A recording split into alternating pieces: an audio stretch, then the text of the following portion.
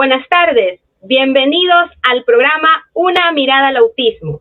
Les saluda Jessica Bedoya, miembro de la Fundación Sendero Azul, transmitiendo desde Guayaquil, Ecuador, por el canal RBP TV Digital. El tema de hoy es trastornos motores, cómo manejarlo en personas TEA. Les recordamos que este programa llega a ustedes gracias a la Fundación El Baúl de Pinocho de Ecuador. Hoy nos acompaña nuestra intérprete de lengua de señas, Sandra Sáenz, ya que nuestro programa es 100% inclusivo. Bienvenida, Sandra. Es habitual observar a niños de diferentes edades con trastorno del espectro del autismo desempeñar tareas motoras con menor coordinación que niños con desarrollo neurotípico. Debemos apartar la palabra torpeza y hablar de dispraxia. Cada vez encontramos más trabajos científicos que estudian las habilidades motrices de las personas con TEA.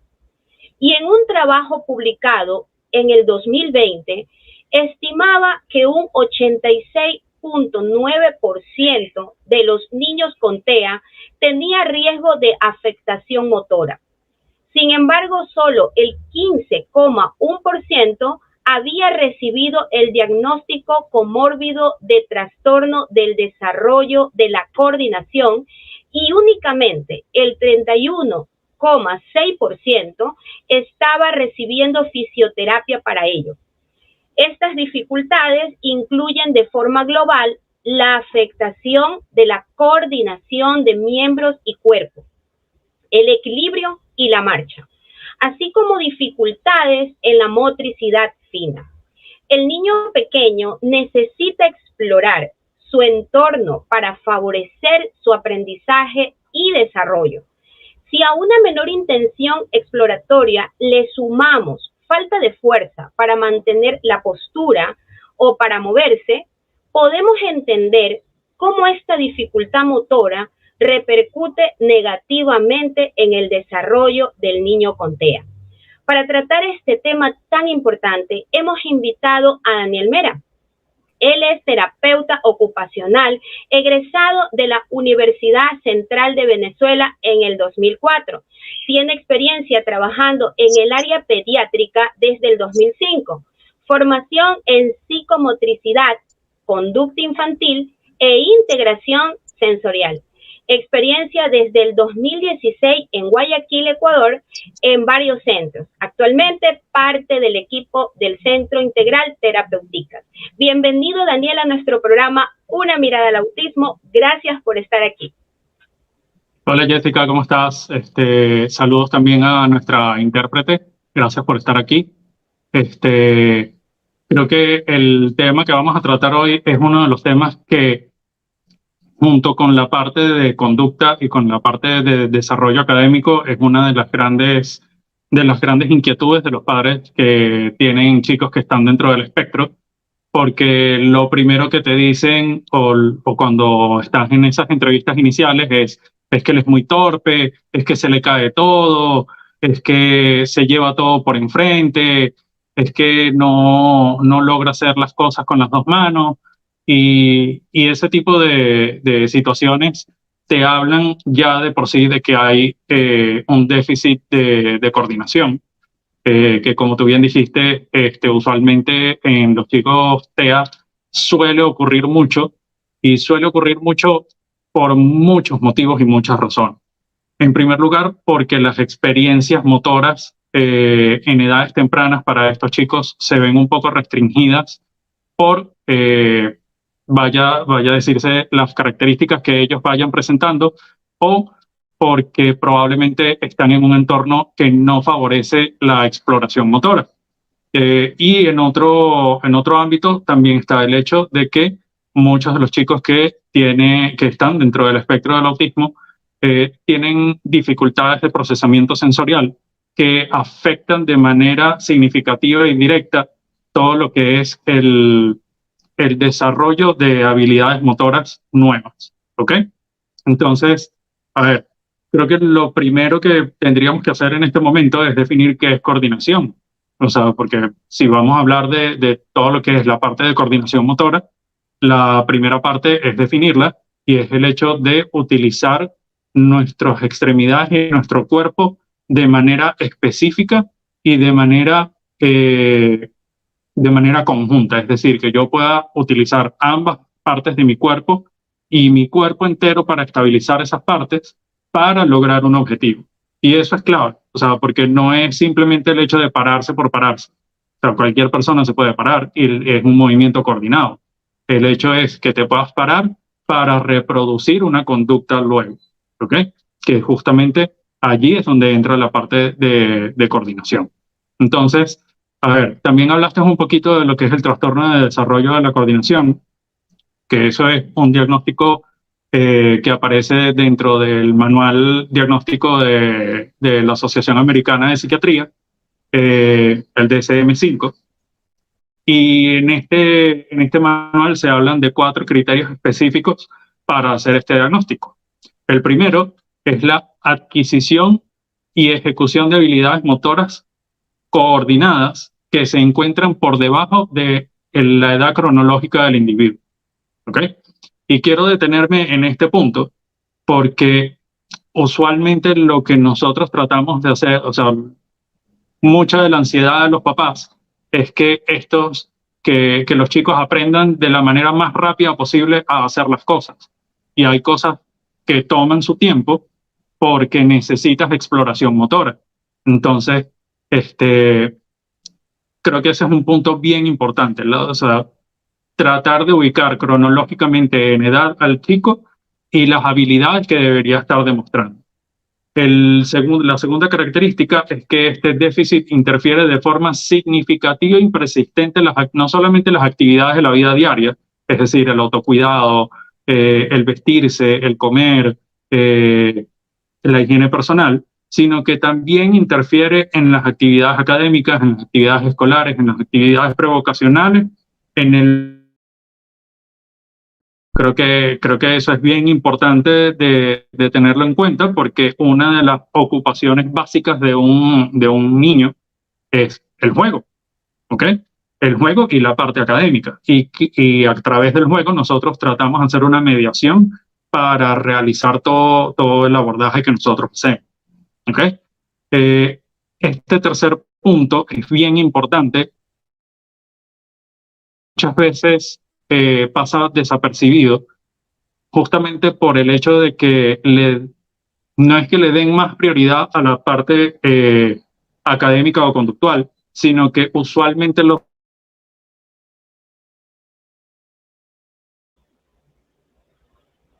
Tenemos una problemita con el internet. Esperemos a ver si ya se estabiliza. Bueno, mientras tanto, sí, es muy importante conocer pues estos términos en cuanto a lo que es el trastorno del desarrollo de la coordinación, porque en algún momento muchos padres se han visto, ya está Daniel, listo. ya ¿Sí está. Sí, sí. Okay. Sí, no sé qué pasó allí, la tecnología hoy nos está jugando mal. Sí, es verdad, Daniel. Como te venía diciendo, el tercer punto de ese diagnóstico de trastorno de coordinación según el DSM-5 habla de que los síntomas aparecen en los primeros periodos de desarrollo, es decir, dentro de los primeros años del desarrollo. ¿Okay? Esto es súper importante porque en los primeros años del desarrollo es donde justamente se da todo ese bagaje importante de actividad sensoriomotora.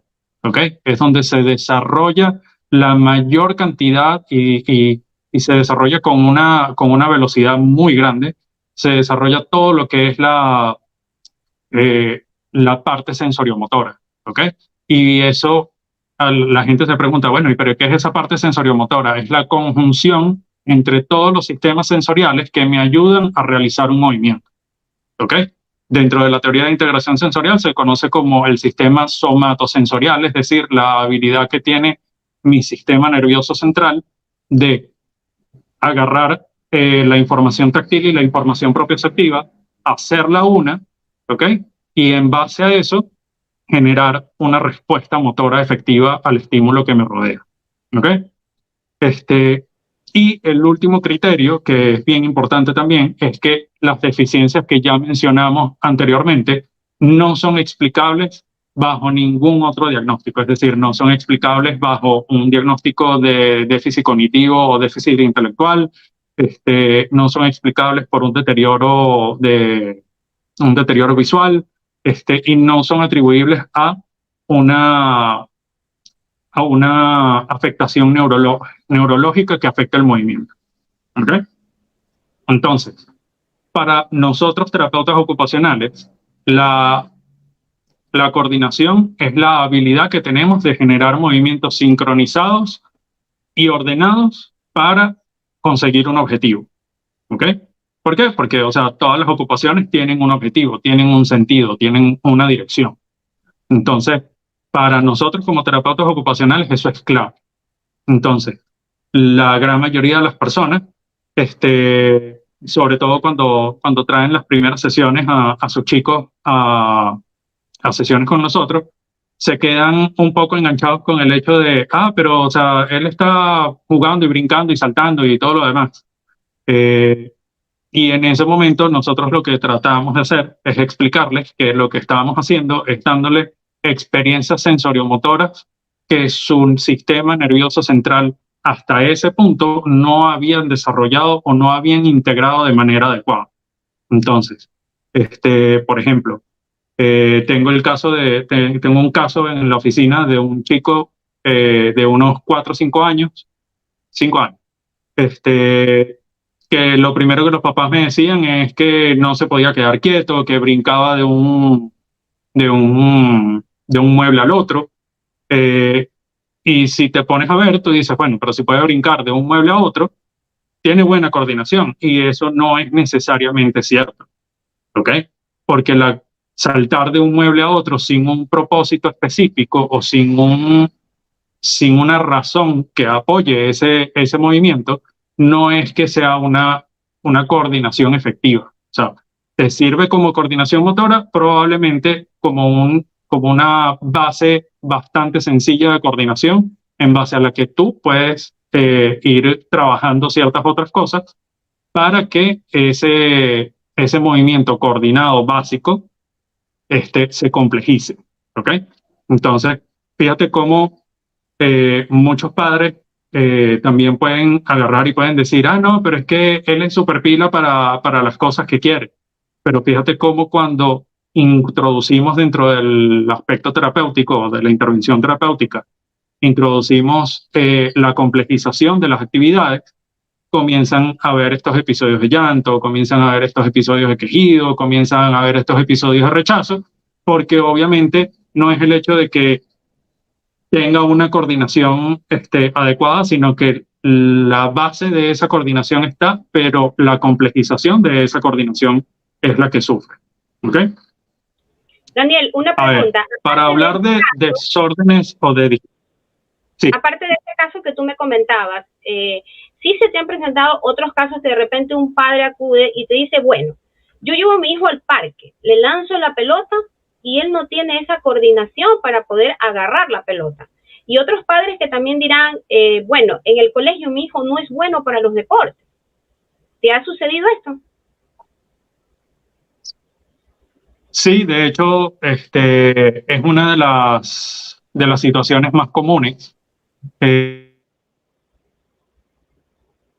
Amarrar los zapatos, no sabe ponerse la camisa con la parte, con los botones hacia adelante, se pone los zapatos al revés. Son todas secuelas o son todos signos que te dan a pensar de que puede haber un problema de coordinación. Por ejemplo, el hecho de que no use tenedores para comer, de que no use los utensilios apropiados para comer. Problemas de escritura, que también es bastante común, porque para escribir no solamente es que necesitamos que la mano que sostiene el lápiz se mueva, sino también necesitamos la integración bilateral de la otra mano que sostiene el papel o que sostiene lo que estamos haciendo sobre una superficie estable para que la otra mano desempeñe la escritura. Entonces, también nos encontramos mucho con padres que dicen, no, es que él se queda sentado en una esquina en la hora de deporte porque él sabe que es malo y no quiere hacerlo. Eso es bastante común. te puede dar pistas de que hay algún problema de coordinación, pero también puede haber un problema netamente de cuáles son esas habilidades motoras que ha adquirido en los años previos, como para llegar a complejizarlas lo suficiente como para entrar, por ejemplo, en un deporte o en actividades que requieran un poco más de, de habilidades específicas. ¿Ok? Tú mencionaste también en un principio la dispraxia, pero antes de meterme en la dispraxia, primero tenemos que saber qué es lo normal para luego meternos en el trastorno. ¿Ok? Entonces, la praxis, es decir, es la habilidad de conceptualizar, organizar y ejecutar una tarea motora nueva. ¿Ok? Ojo, ojo con esta parte, una actividad motora nueva que se enfoca en usar el cuerpo para interactuar con el mundo que nos rodea. ¿Ok? ¿Qué es lo que pasa? Usualmente los papás agarran y llegan y nos dicen, no, pero como te decía en el ejemplo anterior, pero él es súper pila porque brinca de un lado para otro, se sabe meter por debajo de los muebles y todo lo demás. Y te dicen, no, o sea, no puede ser un trastorno de coordinación. Pero en el momento en el que tú tratas de complejizar esas actividades motoras y que tratas de darles un sentido y que tratas de que sean estrategias nuevas que el chico vaya explorando, es cuando te das cuenta de que puede haber un trastorno de la praxis. ¿Ok? ¿Por qué? Porque no existe una única manera de hacer las cosas. O sea, yo tengo una manera de hacer las cosas, tú tienes una manera de hacer las cosas, la gente que nos acompaña a través de la pantalla también tiene una manera completamente diferente de hacer las cosas. Por ejemplo, si yo voy a decirle a una persona que vaya a buscar un vaso de agua, ¿verdad? No es lo mismo en tu casa que en la mía, que en la casa de cualquiera de las personas que nos está viendo. Entonces, son pasos diferentes, son estructuras nuevas, ¿ok? Entonces, a eso se refiere la praxis. Ahora, si nos vamos directamente a lo que la teoría de integración sensorial conoce como praxis, el concepto que dio la doctora Ayers, que fue la desarrolladora de esta teoría, dice que es la habilidad por la que deducimos cómo utilizar nuestras manos y nuestro cuerpo para tareas hábiles, cómo jugar con juguetes, usar instrumentos como el lápiz y el tenedor, construir estructuras y ordenar o recoger los objetos que nos rodean o participar en algunas ocupaciones. ¿Ok? Fíjate que aquí por primera vez encontramos el hecho de la participación. O sea, el hecho de que las personas tienen que ser capaces de integrarse a través de su coordinación o de su praxis. Claramente, la gente también, me disculpo por el sonido de fondo. Ajá. Ya pasó. Ok. El concepto incluye la participación de la persona en en más de una actividad. O sea, fíjate que habla de coger instrumentos, es decir, las habilidades de la vida diaria instrumentales. Habla de construir estructuras, que es decir, habilidades de praxis constructiva. Y la integración de esta persona a través de esas habilidades en las ocupaciones. Ahora, la gente comienza a pensar y dice, bueno, pero ajá, ¿cómo es eso de la coordinación? ¿Qué lo compone? Y usualmente en la teoría de integración sensorial existen tres elementos que componen la coordinación. El primero es la ideación, es decir, que yo tenga un plan dentro de mi cabeza para llevar a cabo una acción o una serie de acciones. ¿Ok? Luego está la parte de planificación motora, es decir, la habilidad que tengo yo de planificar cómo voy a mover mi cuerpo en el espacio para desarrollar esa actividad. Y luego está la última parte, que es la parte de ejecución, es decir, cuando yo agarro, me paro y hago la actividad que tengo enfrente. Por ejemplo, vamos a poner un ejemplo sencillo, el ejemplo de coger un vaso de agua. La ideación es el hecho de que yo sepa que me tengo que levantar de la silla, tengo que ir hacia el estante en donde están los vasos, abrirlo, coger el vaso. Todos esos pasos están en mi cabeza. Todos esos pasos yo los puedo ordenar, ¿ok? Y puedo darle prioridad a qué es lo que tengo que hacer primero, ¿ok? Fíjate que en casos de chicos que están dentro del espectro, esto, o sea, no es que no tengan ideación, sino que esa ideación está desordenada. Entonces, comienzan a correr primero hacia donde está el agua y luego se van hacia donde está el vaso y luego agarran y en el medio entre coger el agua y coger el vaso, algo llamó su atención y se desvían por completo. Entonces, fíjate que no es el hecho de que no tengan la habilidad, sino que hay una desorganización dentro de esa habilidad. ¿Ok? Puede pasar también, que también me ha ocurrido en la práctica, que tú tengas un chico enfrente que tú le dices, mira, o sea, necesitamos hacer esto. ¿Cómo crees que lo puedes hacer? Y él agarra y te da un plan detallado, mira, o sea, me tengo que pararme allí y luego voy a ir para allá y luego voy a cruzar y luego voy a brincar hacia allá y llego. Pero cuando agarras y le dices, dale, hazlo, es el típico chico que probablemente agarra y se te queda mirando con una mirada de no sé cómo hacerlo o qué es lo que tú estás esperando que yo haga. ¿Ok? Entonces ya allí te habla de un problema más de planificación.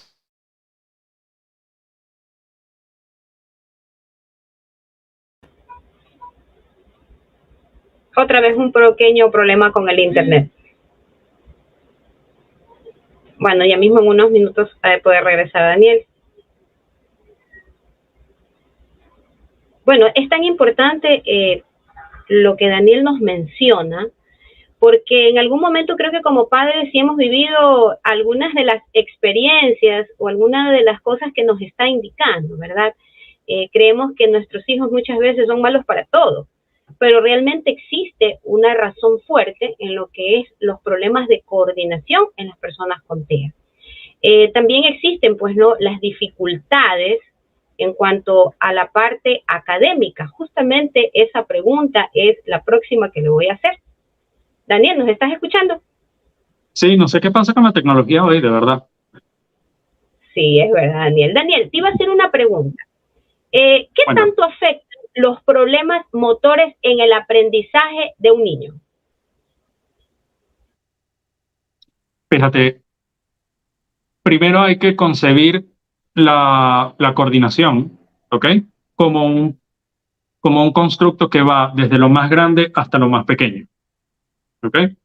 Usualmente, si nosotros agarramos y observamos el desarrollo, por ejemplo, de un niño, primero él aprende a controlar la cabeza, luego aprende a controlar el tronco, luego aprende a controlar las extremidades y cómo esas extremidades pueden asistir o ayudar al movimiento.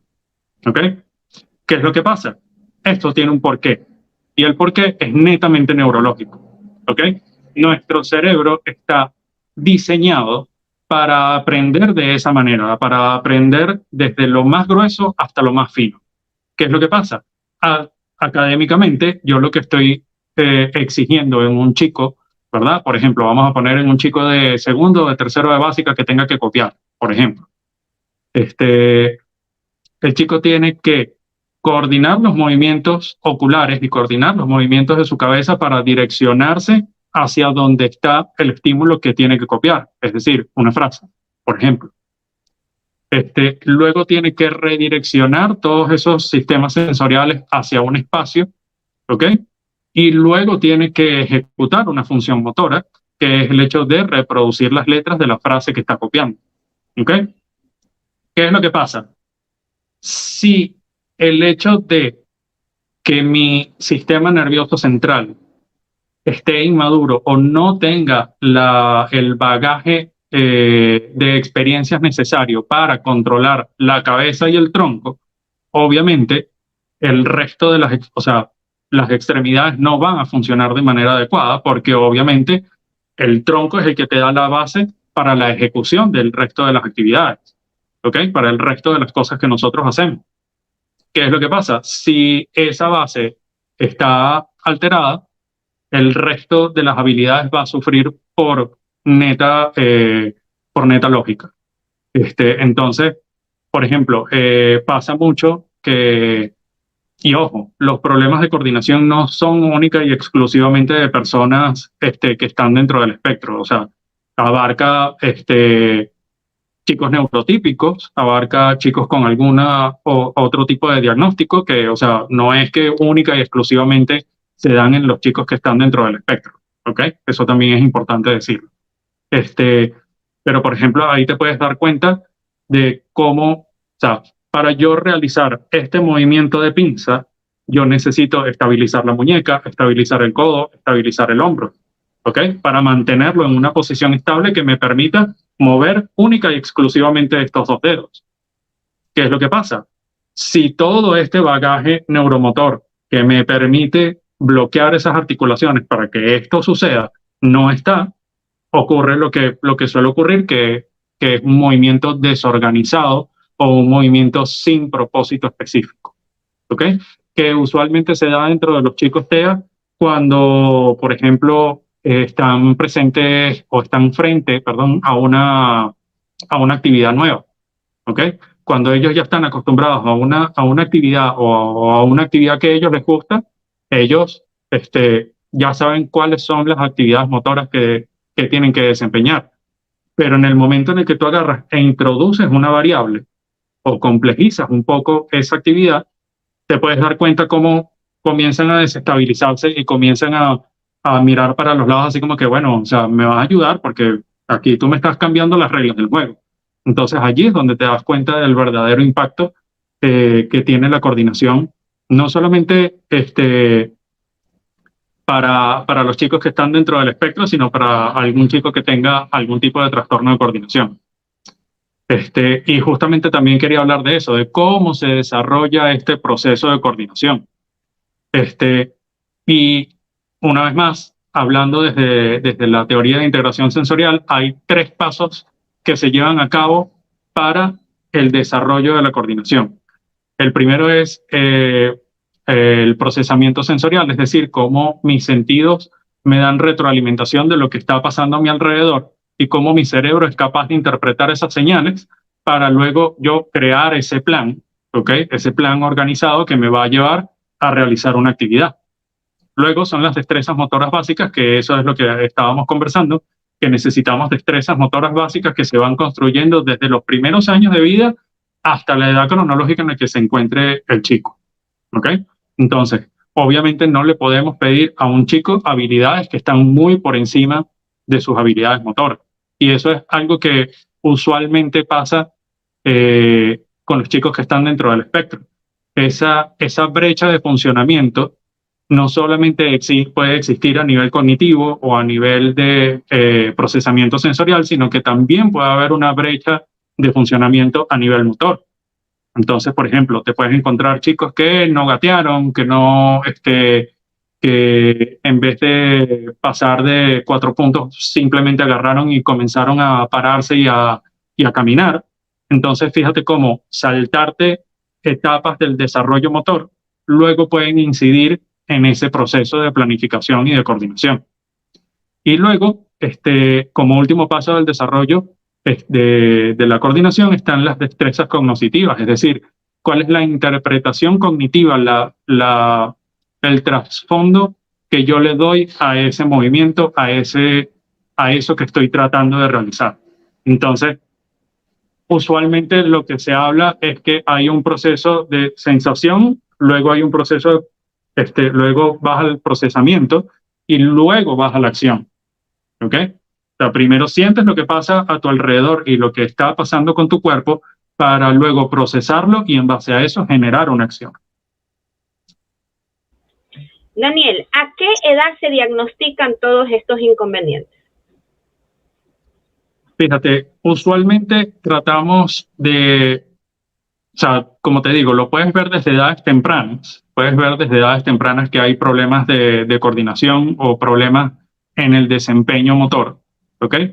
¿Qué es lo que pasa? Nosotros no tratamos de diagnosticar en edades muy tempranas con trastornos de la coordinación o trastornos motores, a no ser de que sea ya algo muy evidente o que haya un diagnóstico netamente neuromotor que te esté diciendo de que hay un trastorno de coordinación. ¿Por qué? porque nosotros lo que tratamos de darle es una oportunidad terapéutica al chico de desarrollar esas habilidades motoras. ¿Ok? Es muy fácil agarrar y tener enfrente a un chico que está dentro del espectro y decir, no, vale, eso es un trastorno de coordinación. ¿Por qué? Porque no se sabe amarrar los zapatos, porque no coge la camisa para ponérsela. O sea, sería muy fácil, pero también podría ser extremadamente punitivo para el chico. ¿Ok? O sea, podría ser podríamos castigar duramente al chico en vez de darle la oportunidad de desarrollar esas habilidades. ¿Ok? Entonces, por ejemplo, ahorita en la oficina tenemos un caso de un chico que va para 13 años y que obviamente ya está diagnosticado con un trastorno de la coordinación, porque la brecha de funcionamiento entre su edad cronológica y la edad que él está presentando en estos momentos es muy grande. ¿Ok? Entonces, obviamente, ¿tenemos que intervenir? Sí, pero ya de base ya tenemos un diagnóstico y ya tenemos una explicación de por qué está pasando lo que está pasando. Y, por ejemplo, con este chico, las primeras sesiones era básicamente darle el ABC de qué era lo que nosotros necesitábamos que hiciera y cómo tenía que hacerlo. Entonces, estos son chicos que también desarrollan muchísima ansiedad, porque obviamente están presionados, están bajo la presión de tienes que hacer esto, ¿por qué no aprendes a hacer esto? Y no es que no quieran aprenderlo, sino que no tienen las herramientas sensoriomotoras necesarias como para desarrollar esas habilidades que nosotros le estamos pidiendo, y por eso, cuando hacemos ese diagnóstico, o sea, si retomamos los 4 puntos del DCM-5, fíjate que habla de calibrarlo en base a la edad cronológica del chico. ¿Por qué? Porque, o sea, yo no le puedo pedir, qué sé yo, que agarre y me patee 20 pelotas al ángulo de la portería, si nunca se ha enfrentado a un balón de fútbol o si nunca ha pateado un balón de fútbol. Entonces, o sea, hay que contextualizar un poquito también qué es lo que nosotros estamos pidiendo en los chicos y la manera en la que también lo estamos pidiendo. Y sobre todo, tratar de entender que usualmente la ansiedad de los padres también se traslada a los chicos.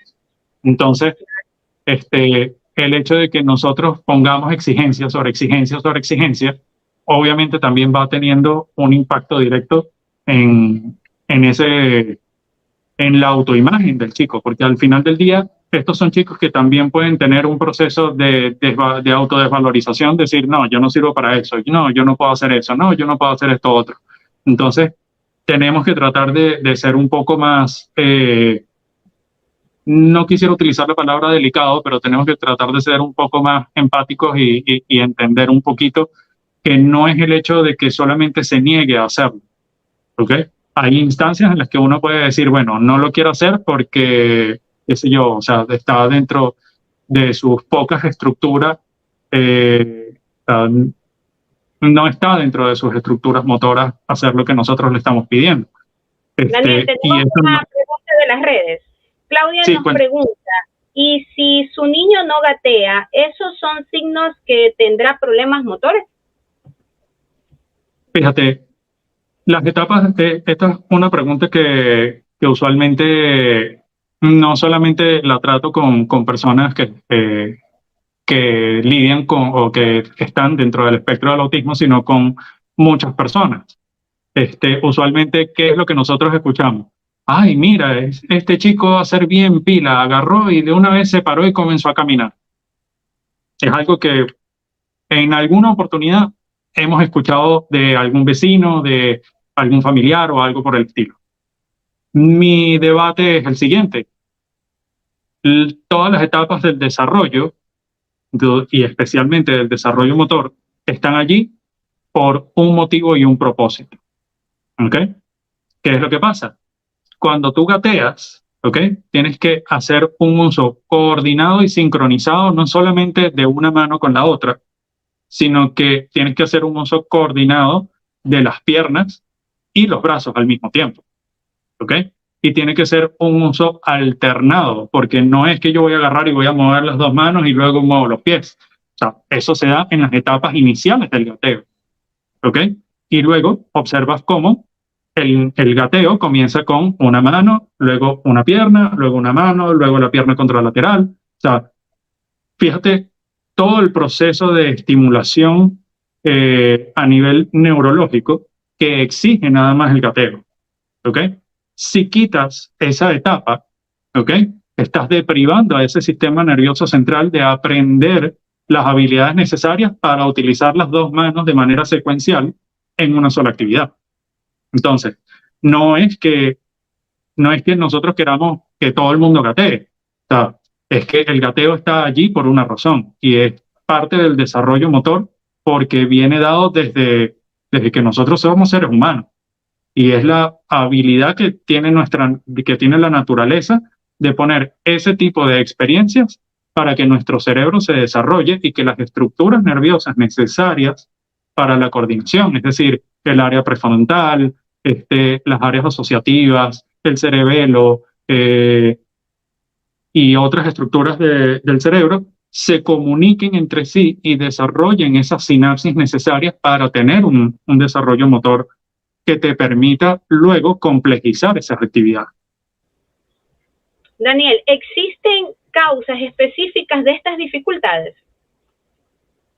A ver, fíjate que como causas específicas, una de las causas que de hecho estamos viendo clínicamente y que se está estudiando a nivel mundial es el hecho de lo que nosotros vivimos durante la pandemia. O sea, nosotros vivimos un encierro absoluto dentro de la pandemia en el que las experiencias sensoriomotoras fueron muy básicas o fueron casi inexistentes. ¿Ok? Entonces, ¿qué pasa? Estamos viendo chicos que tienen problemas motores o que están presentando eh, diferencias de funcionamiento entre su edad cronológica y su edad, y su edad de funcionamiento, y eso se está viendo de manera bastante alarmante. Una de las primeras recomendaciones que nosotros solemos darle a los padres, ya sea con trastornos motores que están dentro del espectro o cualquier otro diagnóstico, es que el chico tenga las experiencias necesarias para desarrollar toda esa área motora. ¿Cuál es la recomendación clave para eso? Llévenlo al parque, sáquenlo al parque. ¿Por qué? Porque en el parque, o sea, si nos ponemos a pensar, cuando está en el columpio, está teniendo estimulación vestibular lineal, ¿ok? Que eso ayuda de manera crucial al desarrollo de ciertas estructuras en el cerebro. Si está trepando, está haciendo uso alterno de sus manos y sus piernas. O sea, trepar es básicamente gatear, pero en un plano vertical. Entonces, ¿qué es lo que necesitas? O sea, necesitas coordinar tus brazos y tus piernas para seguir trepando. En el momento en el que te deslizas por la resbaladera, es otro estímulo vestibular que estás recibiendo por la aceleración que está teniendo el chico al bajar por la resbaladera. Entonces, fíjate cómo todo, o sea, cómo una sencilla llevada al parque se puede convertir en una experiencia sensoriomotoramente nutritiva para un montón de chicos. Y ojo, o sea, cuando tenemos chicos que están dentro del espectro, esa es una de nuestras primeras recomendaciones. O sea, llévalo al parque 1 o 2 veces al día. Entendemos que hay padres que tienen que trabajar, entendemos que hay padres que tienen otras responsabilidades, que tienen otros hijos también. Pero esa es una recomendación clásica y básica que nosotros hacemos justamente porque la incidencia de este problema está dado por algo que se llama deprivación. Es decir, el hecho de que esa persona se haya visto aislada de esa experiencia. ¿Ok? Entonces, es como suelo decirle mucho, sobre todo a los papás, no a las mamás. O sea, cuando tú estás practicando, por ejemplo, cuando estás practicando fútbol, tú vas a la práctica del fútbol para hacer mejor la actividad del fútbol. Exactamente lo mismo pasa con estos chicos, con los chicos que están con algún trastorno del desarrollo. Ellos necesitan práctica para que esos pasos motores se den de manera espontánea y que se den de manera organizada. Daniel, ¿a qué profesional se debe ir para saber que ese niño tiene problemas motores? Fíjate, aquí yo soy un poco más abierto, ¿ok? ¿Por qué? Porque fíjate que yo comencé hablando del DSM-5, y eso lo manejan los psicólogos, ¿ok? Este, yo, como tú bien lo sabes, yo soy de las personas que aboga por el abordaje interdisciplinario de las personas que están dentro del espectro del autismo. Y eso incluye no solamente al psicólogo, incluye al terapeuta del lenguaje, incluye al terapeuta ocupacional, incluye al psicopedagogo, porque obviamente cuando tenemos problemas de coordinación se van a ver reflejados en la actividad académica. Entonces, eh, inicialmente, ¿qué es lo que suele ocurrir? Es que llegan a consulta con un especialista, por ejemplo, con el psicólogo, pero el psicólogo comienza a ver, mira, o sea, aquí en la parte motora de la batería que yo estoy pasando está saliendo mal. Entonces allí es donde ellos agarran y refieren a terapia ocupacional.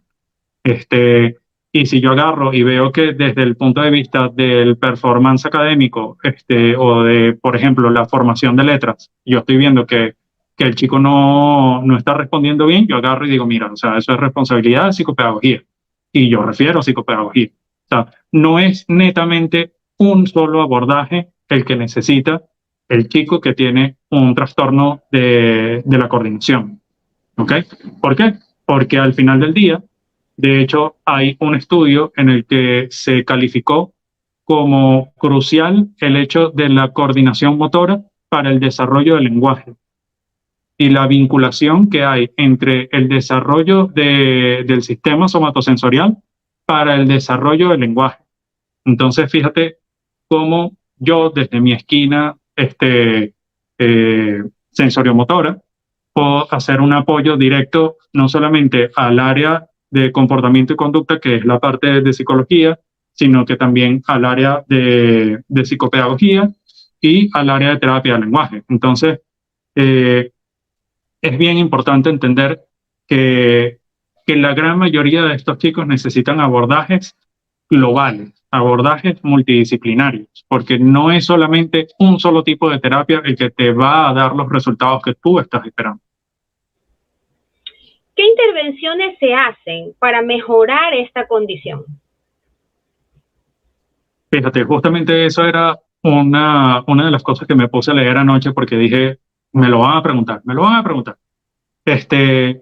A ver, lo clave en este tipo de diagnósticos es la intervención temprana. Cuando hablo de intervención temprana, hablo de intervenciones en edades tempranas, es decir, a los 2, 3 años yo ya tendría que estar en terapia, o sea, o ver esos signos de alarma que me dicen, ah, bueno, mira, se está tropezando con todo. O sea, ah, mira, todo lo está agarrando y lo está lanzando y lo está tirando.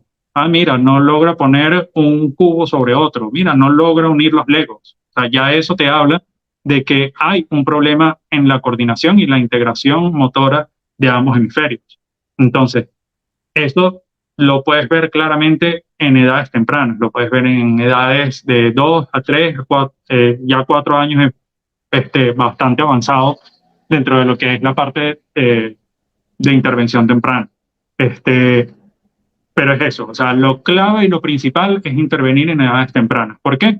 Porque tienes un cerebro que está más receptivo y tienes unas conexiones que están más frescas y que puedes utilizar de mejor manera.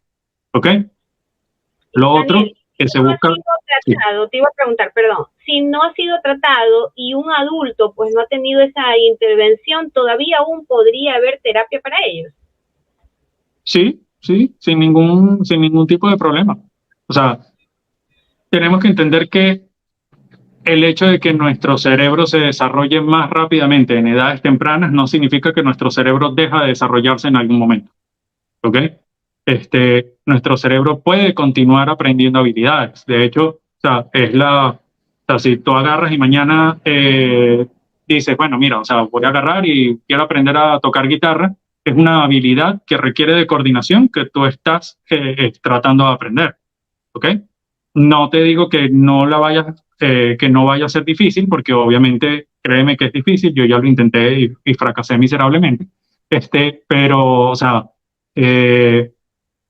suele ocurrir, ¿ok? O sea, no es que solamente a los chicos y a los niños se les desarrolla la coordinación, no, o sea, tú puedes hacer intervenciones en edades, por ejemplo, como te hacía como te hacía comentario del caso que tengo un chico casi preadolescente, ¿ok?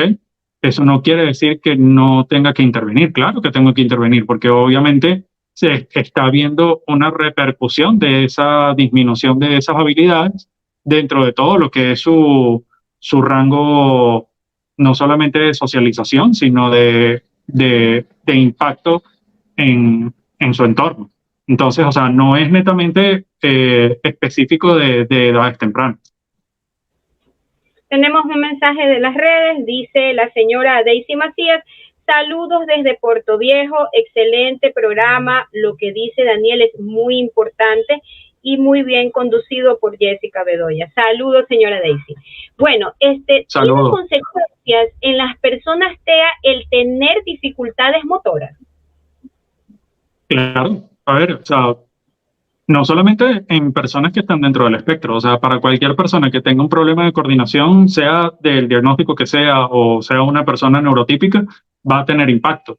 Porque, por ejemplo, o sea, el hecho de que no pueda coordinar los movimientos que van a llevar la cuchara a la boca, va a tener un impacto social y va a tener un impacto desde el punto de vista de autocuidado.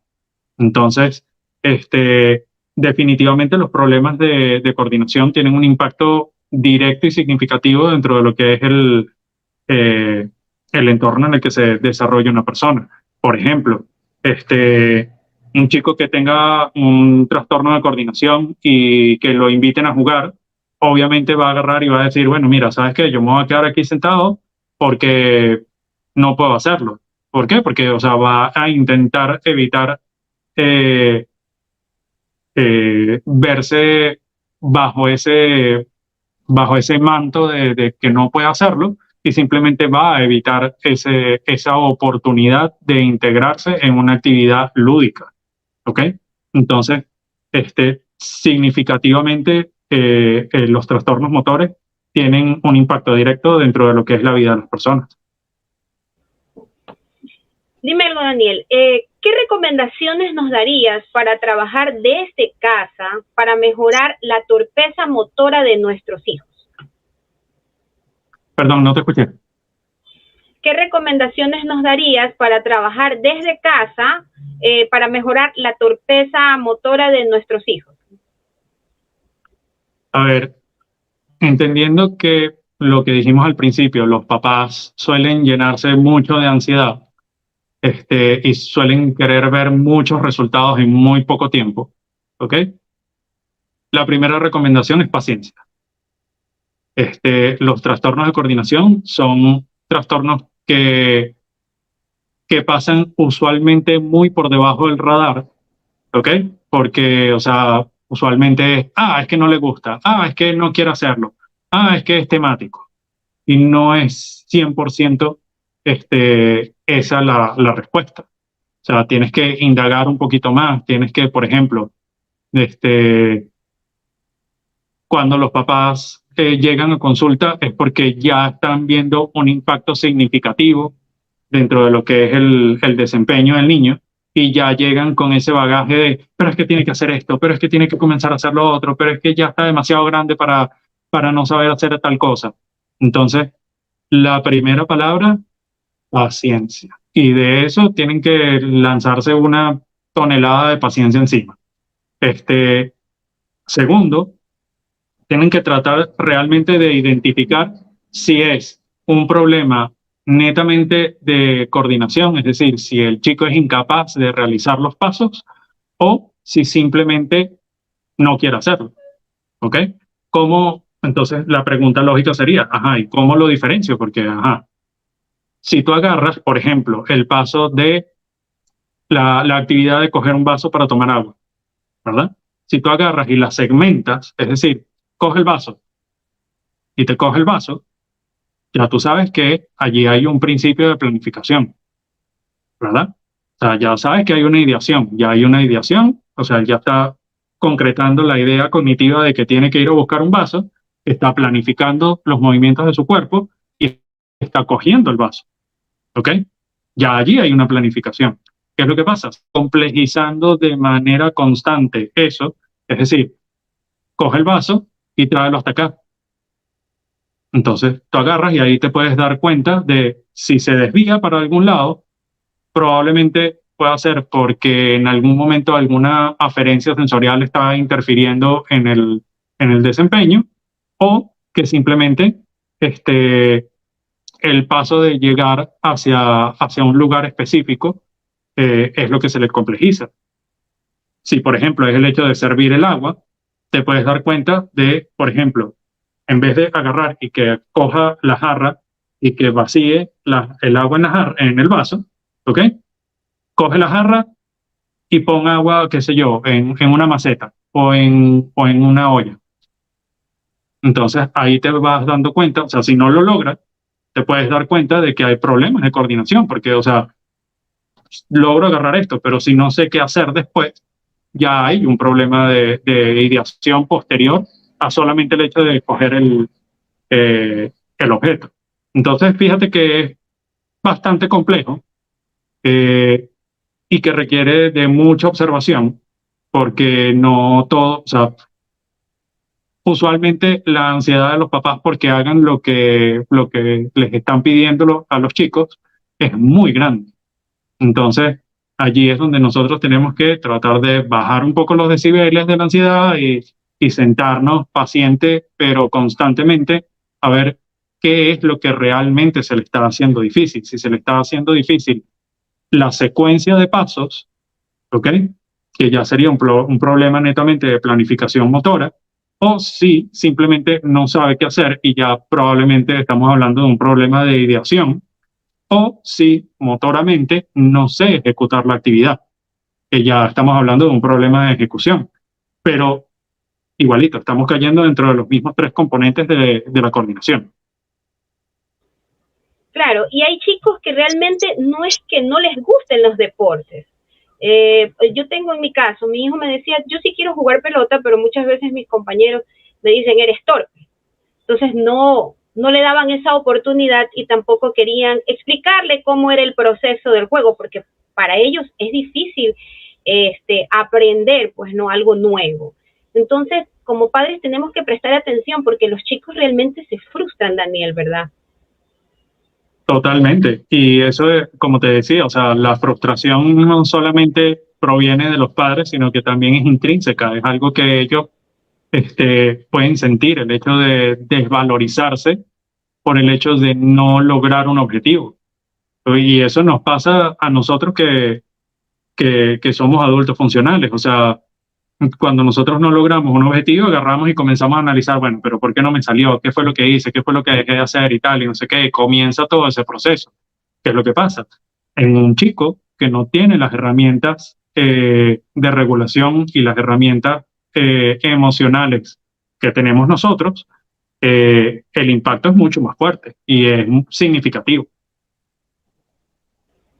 Así es. Bueno, ya estamos pocos minutos de poder finalizar el programa. Daniel, ¿alguna última recomendación que se nos haya escapado? A ver, primero darle las gracias a las personas que se han conectado, a ti por la invitación, a nuestra traductora de señas. A ver, creo que la clave de tratar con un chico que que tiene problemas de coordinación, es una situación que sobrepasa muchas veces a los padres.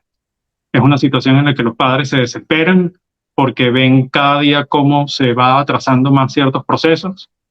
Es una situación en la que, como estábamos comentando hace poquito, los chicos también ven cómo no pueden participar o no pueden hacer lo mismo que sus compañeros y obviamente esto les causa un impacto negativo en su autoimagen y en su autopercepción. Lo clave sigue siendo lo mismo que siempre tratar de brindarle asistencia a estos chicos y la manera de hacerlo es acudiendo a profesionales que puedan hacerte una evaluación exhaustiva, que te puedan hacer una evaluación en la que tú te sientas identificado con lo que esa evaluación te estaba arrojando, ¿ok? Porque, o sea, yo te puedo evaluar, pero si lo que yo estoy escuchando de esa evaluación no se compagina con lo que yo estoy viendo, también los papás comienzan a rascarse la cabeza así como que, pero eso no es así. Entonces, el llamado realmente es a que las personas se acerquen a profesionales que puedan orientarlos, porque, a ver, o sea, no todo es paciencia, ni por ejemplo, o sea, a mí me ha tocado sentarme por meses a enseñarles a chicos a amarrarse los zapatos, por ejemplo, o a ponerse las medias, o a ponerse los zapatos, o a cepillarse los dientes. O sea, esas son cosas que ocurren en terapia.